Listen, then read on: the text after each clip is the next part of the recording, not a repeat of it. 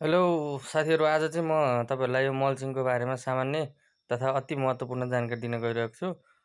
यो मल्चिङ चाहिँ हामीले अहिले बजारमा आउने मल्चिङ चाहिँ विशेष गरी एकापट्टि कालो र एकापट्टि चाहिँ सिल्भर कलरको भएको आउँछ। यो कुन कस्तो समयमा प्रयोग गर्ने र मल्चिङ पुर्ने कसरी भन्ने कुरामा म आज तपाईँहरूलाई सिकाउन गइरहेको छु। धेरैले त जान्नुभएको छ होला, जान्नेहरूको लागि यो भिडियो होइन। जसलाई चाहिँ त्यसको बारेमा आइडिया छैन त्यसले चाहिँ यो भिडियो हेर्नु भने आइडिया लिन सकिन्छ। एउटा छ यो सिल्भर कलरको माथि पार्ने। यो चाहिँ अत्याधिक तापक्रम हुने तथा गर्मी ठाउँ भनेको तराई एरियातिर गरिन्छ। यसले गर्दा चाहिँ झारपातहरूलाई र मोइस्चरलाई मात्र काम गरोस्। र त्यसै गरी अर्को छ कालो मासतिर बनाउने।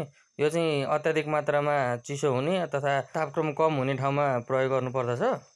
त्यसै गरी पुर्न पनि हामीले 2-3 तरिकाले पुर्न सक्छौँ। एउटा भनेको कम्प्लिट रूपमा माटोले पुर्ने। यो चाहिँ हामीले छोटो समयमा गर्ने तथा चिसो भेग छ भने त्यस्तो ठाउँमा यसरी पुर्न सकिन्छ भने। अर्को छ यसरी चोया तथा लकहरू प्रयोग गरेर चाहिँ कहीँ मात्र पुर्ने, खुल्ला राख्ने।